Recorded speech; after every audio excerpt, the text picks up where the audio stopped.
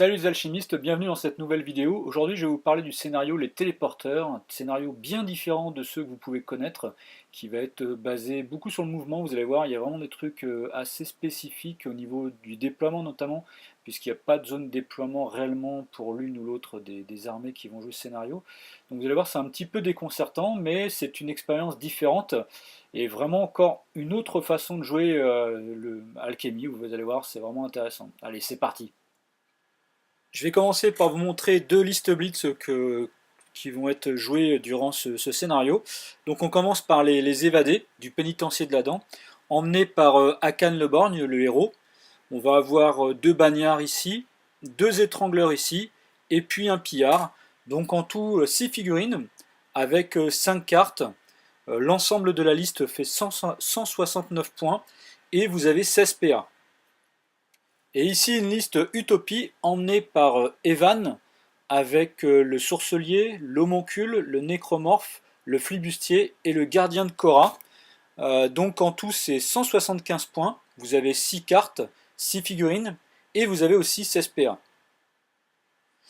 Alors voilà, on va expliquer un petit peu ce scénario, les téléporteurs. Donc on commence toujours en fait par le déploiement des objectifs. Là en l'occurrence je les ai déjà placés. Donc en tout il y a 8 téléporteurs pour ce scénario, qui sont tous espacés de 7 pouces. Donc en fait pour le plus simple en fait pour pouvoir les poser, vous commencez ici en fait il y a la ligne médiane. Vous trouvez aussi le point central qui se trouve ici, et puis à partir de là vous mettez 3,5 pouces ici, 3,5 pouces qui fait 7 pouces en fait entre les deux téléporteurs. Ensuite, à partir de ce point central, vous mesurez 7 pouces, vous placez un autre téléporteur ici, vous mettez 7 pouces ici, 7 pouces là, et vous faites la même chose de ce côté. Donc ici, à partir du point central, vous mettez 7 pouces, vous placez le téléporteur, vous mettez 7 pouces, vous mettez l'autre téléporteur, et 7 pouces ici. Voilà. C'est la manière la plus simple et la plus rapide en fait de poser les 8 téléporteurs sur la table. Donc voilà, en fait, ce qui correspond au schéma que vous pouvez voir à l'incrustation à l'écran. Alors le but du jeu, je vais faire assez rapidement pour commencer. En fait, il va falloir que vos figurines empruntent des téléporteurs, et c'est ce qui va vous faire gagner des points de victoire. En fait, vous allez remporter un point de victoire par téléporteur contrôlé. Voilà. Je vais revenir un petit peu plus tard, une fois qu'on aura posé comment dire, les décors, les composants et le déploiement des figurines, j'expliquerai de façon plus approfondie en fait les règles spéciales aussi du scénario. Donc en tout cas voilà, il va falloir que vos figurines empruntent des téléporteurs, il va y avoir des contraintes aussi. La partie se joue en 14 points de victoire, le maximum à remporter de points de victoire c'est 21, et comme je vous dis, pour chaque téléporteur que vous allez contrôler à la fin du tour, vous allez marquer un point de victoire. Voilà. Donc, une fois que comment dire, les téléporteurs sont placés, on fait comment dire, le placement des décors.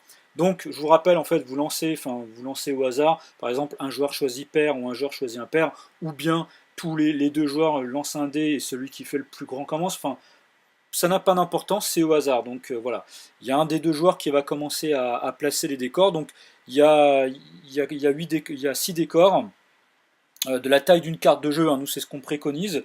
Donc voilà, au niveau du placement, bah, il faut que ça soit plus de 3 pouces pardon, attendez, oui, 3 pouces d'un téléporteur, et il faut que ça soit plus de 3 pouces d'un autre décor. Donc admettons, je vais commencer à en placer un ici. Vous voyez, donc là en fait c'est alterné, hein, c'est-à-dire qu'il y a un joueur qui place un décor, un autre qui en place un autre décor. Vous voyez, enfin à chaque fois c'est, comme je vous le dis, de façon alternée. Voilà, 1, 2, 3.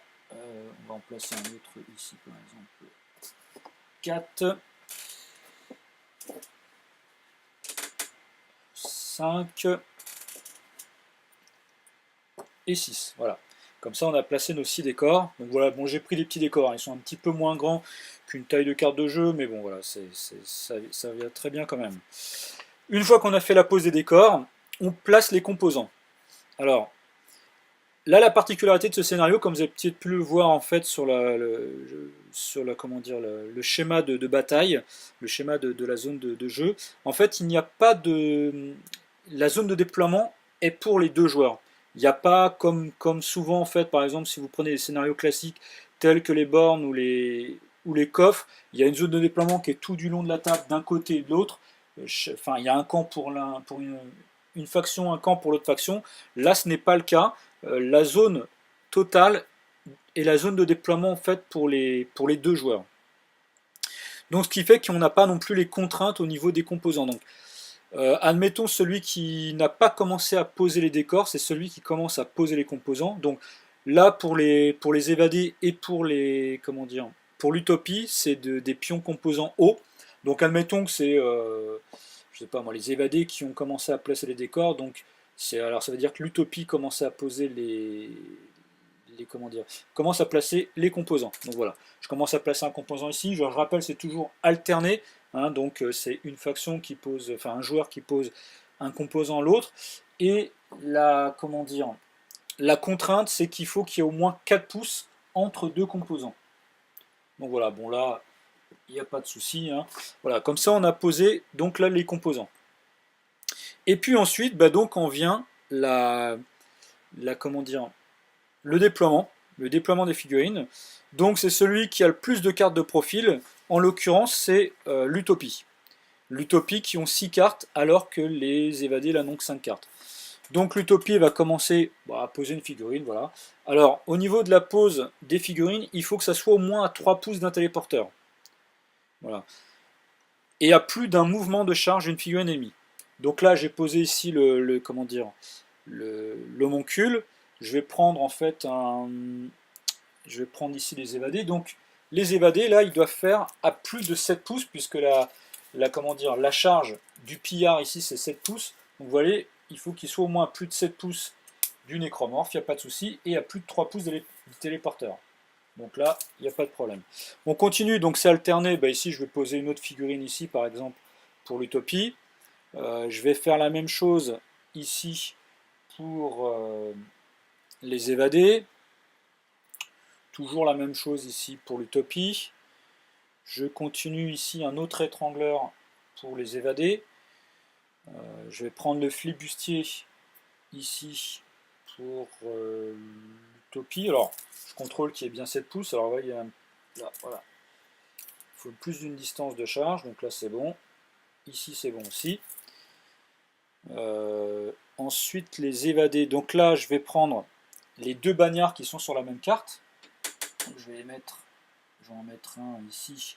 Alors, je le rappelle, hein, on n'est pas, même s'ils sont sur la même carte, on n'est pas obligé de les mettre côte à côte. Hein, ils sont complètement indépendants. Ils seront joués ensemble, mais ils sont indépendants. J'en ai un autre ici. Je prends le sourcelier que je vais mettre ici. Ensuite, Akane, donc le héros pour les évadés. Je vais le mettre ici. Je réfléchis pas trop au niveau du déploiement. Habituellement, on fait quelque chose un petit peu plus, je dirais, stratégique. Vous voyez, bon, là, je me casse pas trop la tête. Par exemple, ici, il me reste ensuite Evan. Je vais la mettre là. Enfin, à condition que je sois dans les 7 pouces. Là, ce qui n'est pas le cas. Donc, ici, voilà. Là, on va dire que je peux la mettre juste ici. Je la mets vraiment dans le coin.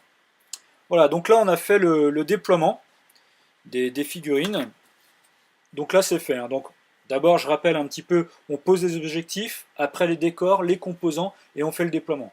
D'une manière générale, c'est comme ça que ça se passe sur les scénarios. Maintenant, je vais vous expliquer donc le scénario. Alors, le scénario.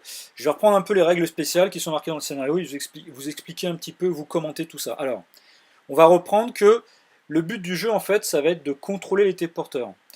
Pour contrôler les téléporteurs, déjà, ils peuvent jouer dès le premier tour. Et en fait, au début de chaque tour, les téléporteurs redeviennent ce qu'on va dire neutres. Là, en l'occurrence, au début du jeu, ils sont neutres, mais ils vont pas forcément l'être au fur et à mesure du jeu. La partie se joue, donc je rappelle, en 14 points de victoire, c'est 21 points de victoire maximum, et donc on marque 1 point de victoire à la fin de chaque tour par téléporteur contrôlé. Les téléporteurs peuvent être joués au premier tour. Voilà. Alors, une figurine qui va emprunter un téléporteur en se mettant à son contact au cours d'un mouvement, de marche ou de course, ça peut être en action ou en réaction. Alors, en action, ça veut dire qu'admettons, si je commence à jouer cette figurine, je dis ok, je joue cette figue, je vais faire une marche, je vais emprunter le téléporteur, enfin, admettons, je dis je vais même faire une course. Ici, donc là, je suis à 3 pouces et demi, donc je me mets au contact. Ici, je mets un petit marqueur, alors je vais utiliser les bleus pour l'utopie et le feu pour les évadés, donc 3,5. Donc là je mets un petit, comment dire, un petit marqueur à côté du téléporteur pour dire que je le contrôle puisque je suis rentré dedans, et là je vais pouvoir sortir par un autre téléporteur, donc admettons je vais sortir par celui-ci, je me mets à son contact, donc là c'est un téléporteur, ce qu'on va dire sorti, je mets un petit pion pour dire que je suis sorti, là je mets un petit pion neutre, d'accord. Ce téléporteur là je le contrôle, mais celui-ci je ne le contrôle pas, et là il me reste encore 6 pouces et demi de mouvement. Je pense que je peux encore aller ici, donc là, hop, voilà, sans problème.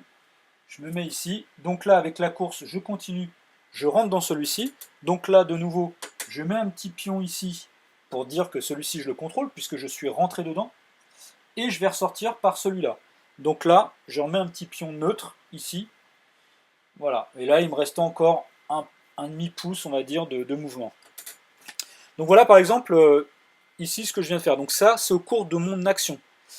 En réaction ça veut dire que si par exemple admettons Akan me tire dessus, sur cette figurine, bah, en fait, je peux dépenser 1 PA pour faire un mouvement de réaction, donc c'est-à-dire une marche. Donc ici, par exemple, je suis à, pareil, à peu près 3 pouces et demi. Je fais un mouvement de marche pour mettre, pour faire comment dire, un mouvement de marche, pour faire un mouvement de réaction. Donc là, du coup, bah, j'emprunte aussi ce téléporteur. Donc là, je mets un petit pion à côté. Et admettons, je vais ressortir par, je sais pas moi, celui-ci. Alors je ne vais pas prendre celui-ci parce que ça serait plus malin par exemple, de faire celui-ci. Donc là, pareil, je rajoute un autre pion. Vous voyez, je rajoute un autre pion sur celui-ci puisque je sors par celui-ci. Et donc là, hop, donc ça c'est aussi en réaction. Donc vous voyez, par exemple, si Akan, je rappelle, tirait sur le flibustier, il fait un mouvement de marche avec ça en réaction, donc il peut rentrer dans un téléporteur. Et il me reste un demi-pouce de mouvement, je le mets ici. Donc voilà, vous voyez, en fait, pour rentrer, enfin pour jouer les téléporteurs, pour rentrer dedans, c'est au cours d'une action, donc c'est-à-dire que quand vous jouez la figurine, ou bien en réaction, c'est-à-dire que lorsque, par exemple, effectivement, lorsqu'on vous tire dessus, il n'y a pas d'autres possibilités réellement de réaction. Enfin, alors, si, quand on vous combat, etc., mais en fait, pour rentrer dans un téléporteur, ça va être lors d'un mouvement de marche ou lors d'un mouvement de course. Donc voilà, en fait, comme je vous dis, c'est en action ou en réaction. Donc voilà, vous avez compris le principe. Hein. Alors, je remonte ici la figurine, je ne sais plus où est-ce qu'elle est passée maintenant. Elle est ici, le gardien de Korra. Hein. Donc lui qui était rentré ici, enfin il avait fait une course. Il est rentré ici, il était sorti ici, il est rentré à nouveau dans celui-ci, et il était ressorti par celui-ci. Donc là, vous voyez, en fait, il y a des marqueurs qui se sont posés. Alors les bleus, c'est ceux que contrôle l'utopie. Et par exemple, après, admettons, on va dire que, comment dire, que ici je vais jouer l'étrangleur pour les évader. Donc lui, il va faire une marche d'abord. Alors, ici, il y a un petit marqueur là. Vous voyez, donc je suis un peu embêté. Alors, ce que je vais faire une marche comme ça. Donc, à 5 pouces. Et après, il me reste encore 2 PA pour une course à 12 pouces. Donc, ici, il a 4 pouces en gros de mouvement. Donc, je rentre dans celui-ci. Ici, je prends un petit marqueur feu, je mets là. Il me reste encore 8 pouces de mouvement. Je vais sortir par celui-ci. Donc là, je remets un petit marqueur sorti. Là, il me reste 8 pouces de mouvement. Donc ici, j'en fais 6, en gros. Là, je rentre dans ce téléporteur-là. Il me reste 2 pouces de mouvement. Je vais sortir par celui-ci. Je mets un petit marqueur de sortie. Et voilà. Et donc là, je peux refaire encore 2 pouces de mouvement. Je vais le mettre plutôt par ici. Vous voyez, donc là, quasiment, d'ailleurs on le voit déjà au bout d'activation de 2 figurines, on a des marqueurs sur tous les téléporteurs. Vous voyez, en fait, il y en a un là, il y en a un ici, il y en a un là. Vous voyez, il y en a vraiment un petit peu, il y en a partout. Par contre, là vous voyez actuellement, donc l'utopie contrôle ce téléporteur-là, contrôle celui-ci, et au niveau des évadés, il contrôle celui-ci et celui-ci. Celui-ci n'est contrôlé par personne, celui-ci n'est contrôlé par personne. Et celui-ci n'est contrôlé par personne. Donc là maintenant c'est à l'utopie de jouer. Donc là ce qui est dit en fait, la deuxième règle spéciale, s'il y a des marqueurs sur un téléporteur, il doit dépenser 1 PA supplémentaire pour chaque marqueur. Donc admettons que je joue l'utopie ici. je vais rentrer dans ce téléporteur, donc je fais une marche déjà. Donc hop, une marche, donc un PA. Comme il y a déjà en fait un marqueur, je suis obligé de dépenser un deuxième PA. Donc ici, je rentre dedans, donc voilà. Je vais ressortir, admettons, par celui-ci. Donc là, je rajoute un marqueur neutre. Et là, il me reste plus qu'un PA. Normalement, cette figurine a 3 PA. Donc j'étais ici, j'ai fait une marche, un PA, plus un PA puisqu'il y avait déjà un marqueur. Donc là, il me reste plus qu'une marche. Enfin, je suis ici. Il me reste plus qu'un PA. Donc à la limite, je charge cette figurine. Voilà. Donc, vous voyez un petit peu le principe, c'est qu'à chaque fois qu'on veut rentrer dans un téléporteur sur lequel il y a déjà des marqueurs, il faut un PA par marqueur. Donc là, vous voyez, ici, il y en avait un, j'ai dû dépenser un PA supplémentaire. Donc voilà, ça c'est un peu la deuxième règle spéciale. Alors, autre règle spéciale, le joueur doit choisir un téléporteur de sortie différent et il place la figurine à son contact. Donc là, en l'occurrence, vous voyez, j'ai bien fait. C'est-à-dire que éventuellement, je montre, je ne peux pas rentrer par ce téléporteur, revenir ici et revenir par là. Je ne peux pas réemprunter, ressortir par un téléporteur sur lequel je suis rentré. Je ne sais pas si c'est clair. Admettons, je rentre dans celui-ci, je ressors par celui-ci, je ne peux pas de nouveau rentrer par celui-là. Autre règle spéciale, une figurine ne peut jamais finir un mouvement au contact d'un téléporteur. On déplace légèrement les figurines des téléporteurs pour éviter toute confusion. Donc effectivement, si admettons je joue cette figurine, je me déplace, je fais quasiment la totalité de mon mouvement, voilà, je me mets ici, à la fin, je le déplace un tout petit peu, on ne peut pas être au contact du téléporteur, il faut quand même voilà, pour éviter effectivement toute confusion. Donc comme j'ai expliqué, on place un marqueur sur le téléporteur entrée, donc dans lequel celui-ci on sort, et sur le téléporteur sortie, donc au niveau un marqueur neutre, et le joueur prend du téléporteur entrée, c'est ce que je viens de vous montrer, donc on peut utiliser des marqueurs de couleur pour s'en souvenir. Une figurine qui vient de sortir par un téléporteur ne peut pas l'emprunter jusqu'à la fin du tour, donc c'est ce que je venais un petit peu d'expliquer. Voilà. Alors après la règle spéciale pour les alchimistes, pour chaque niveau de concentration, les alchimistes ignorent un marqueur lorsqu'ils empruntent un téléporteur. Donc admettons ici, il y a un marqueur. Admettons, je vais jouer ici le seul alchimiste qu'il y a dans les deux listes là. Je vais jouer le sorcelier. Donc admettons, je dépense un PA pour faire un niveau de concentration. Donc là, je vais faire une marche. Il doit y avoir à peu près, voilà, il y a 3 pouces et demi. Je rentre ici. Comme je suis concentré 1, je n'ai pas besoin de dépenser comment dire, un marqueur supplémentaire. Donc comme je rentre dedans, je place un marqueur ici. Et puis, il me reste, donc là je fais la marche, j'arrive à peu près, je sais pas, je mets, mettons par exemple par ici. Comme je sors, on n'oublie pas, je remets le petit marqueur de sortie. Et il me restera encore un PA, admettons, bon peu importe, je lance une formule ou je fais un nouveau niveau de concentration, ou peu importe en fait ce que je fais comme action supplémentaire. Et donc, ah oui, après la particularité des figurines multicartes. Donc là, je vais reprendre, admettons, celui-ci qui était là. Lorsque plusieurs figurines d'une même carte se déplacent simultanément pour emprunter des téléporteurs, les dépenses de PA et ajout de marqueurs sont effectuées l'un après l'autre, dans l'ordre choisi par le joueur. Alors pourquoi c'est ce truc-là? J'explique. Bon là, c'est pas le cas, mais admettons si les deux figurines étaient comme ça. Si admettons les figurines sont ici. Pourquoi il faut les jouer les uns, enfin, en fait, c'est comment dire, on les joue en même temps, mais effectivement, c'est que là, si les deux empruntaient ce téléporteur, je mettrais en fait, je suis obligé de les jouer l'un après l'autre. Parce que sinon, effectivement, si on joue en même temps, les deux empruntent le téléporteur, mettent deux pions, enfin un pion chacun. Non, la règle n'est pas comme ça. C'est-à-dire que d'abord, je joue celui-ci, donc là, je suis obligé de dépenser 2 PA, parce qu'il y a déjà un marqueur. Donc, du coup, voilà, je rajouterai le petit marqueur feu. Alors je le mets au-dessus du marqueur haut, comme ça on sait bien que c'est les évadés qui contrôlent. Et puis admettons, je sors, je sais pas moi, par ici, admettons, peu importe. Donc là, je rajoute encore un marqueur. Et lui, en fait, comme j'ai joué cette figurine en premier, lui, il ne peut plus l'emprunter parce qu'ici, il y a 2 marqueurs. Donc, comme il a que 2 PA, c'est totalement impossible. Du coup, il serait obligé de jouer autre chose. Donc, admettons, je sais pas moi, il fait je sais pas, une marche par exemple, une marche et puis une charge ici pour charger le gardien de Khora. Donc voilà, quand vous jouez une carte multi-figurine, il faut, enfin, dans le cas où vous allez emprunter un téléporteur et que les figurines vont emprunter le même téléporteur, c'est l'un après l'autre, c'est pas en même temps.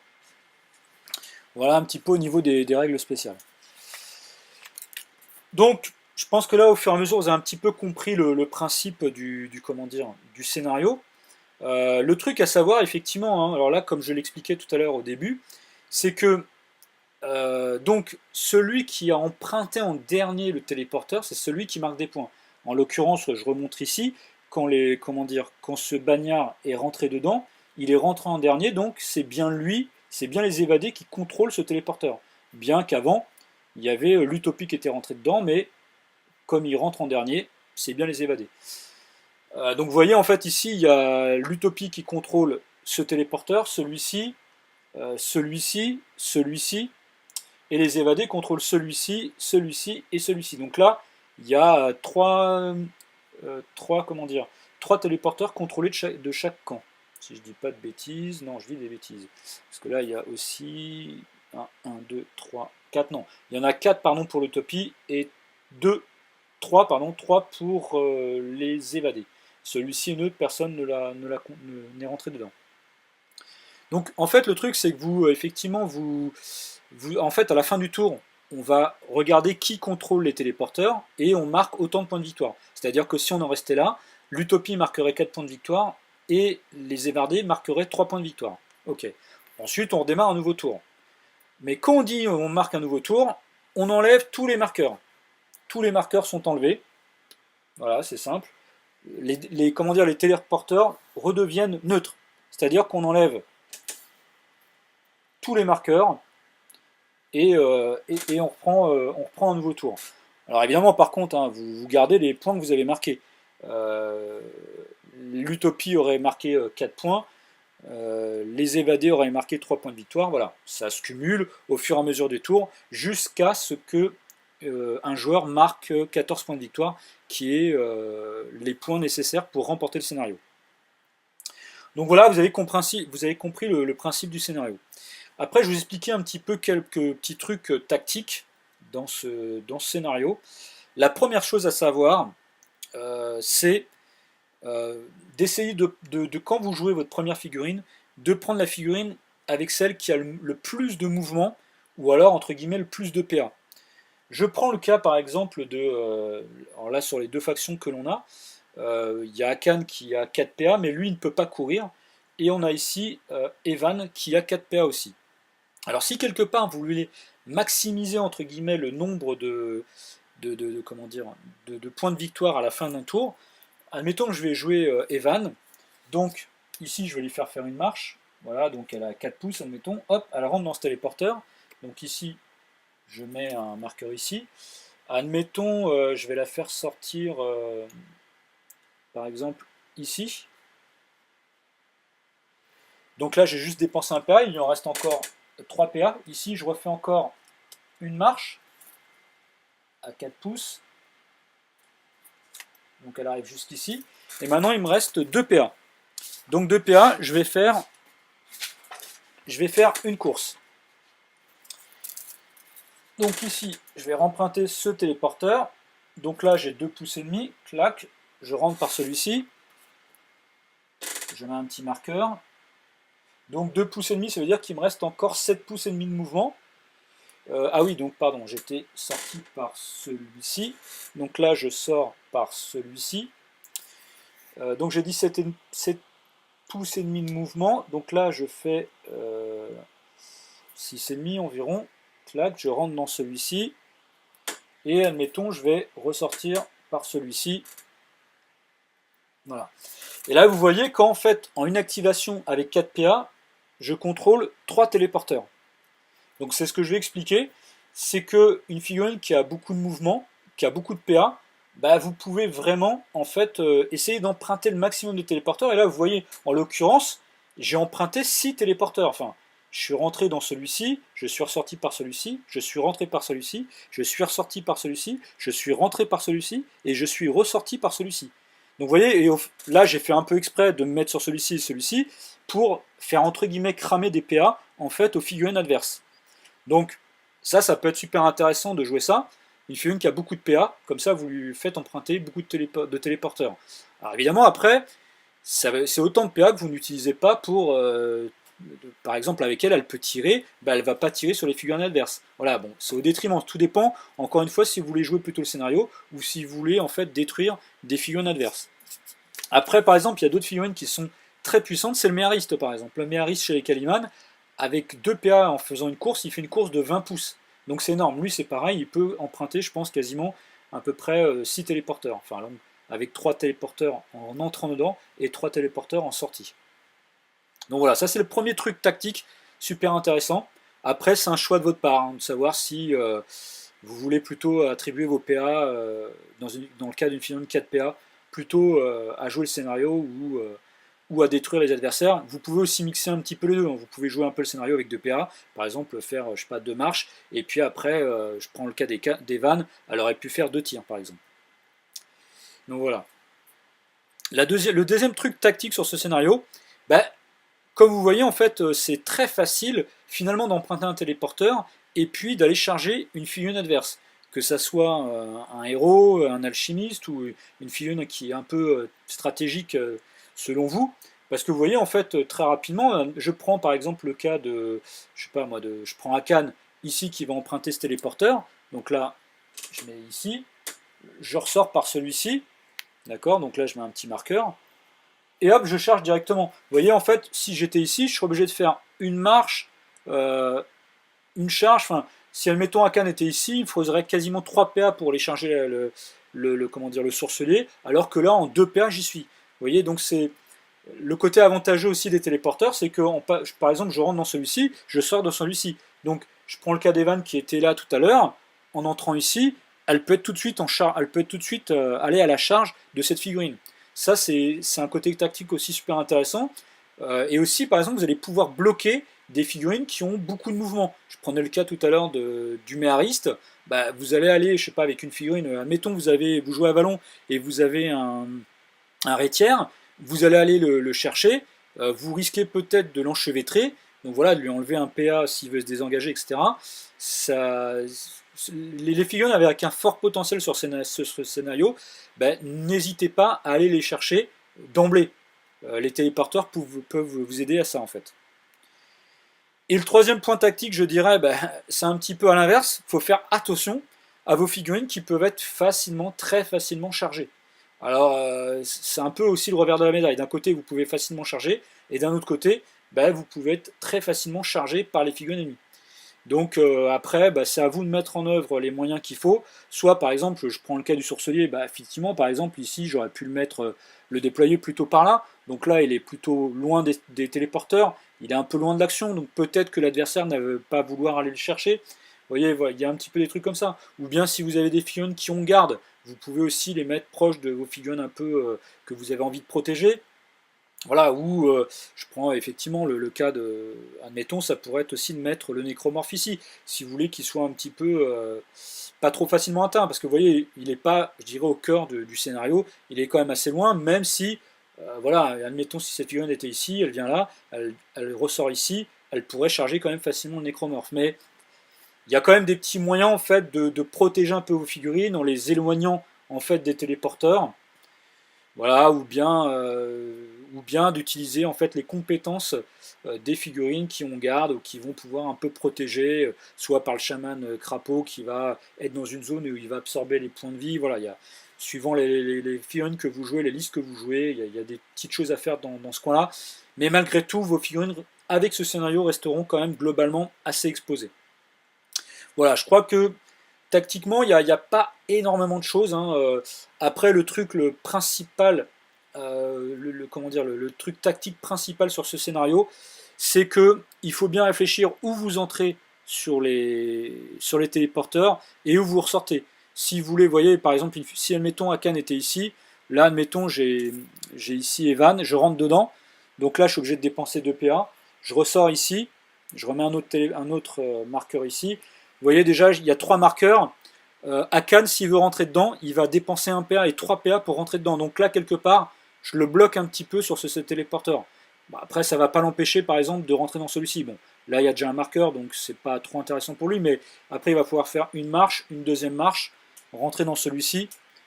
Mais vous voyez, en fait, quelque part, il faut essayer de voir, de sortir dans les téléporteurs où il y a une figurine ennemie qui est proche. Comme ça, vous allez mettre un marqueur de sortie et ça va lui faire griller un PA s'il veut en faire rentrer dedans.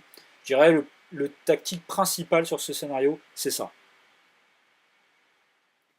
Voilà, j'espère que cette vidéo vous aura plu et surtout donné l'envie de jouer ce scénario qui, vous verrez, est vraiment différent de pas mal d'autres scénarios à position fixe. En attendant, je vous dis à bientôt pour une prochaine vidéo et n'oubliez pas le mot à crier très très fort. Alchemy!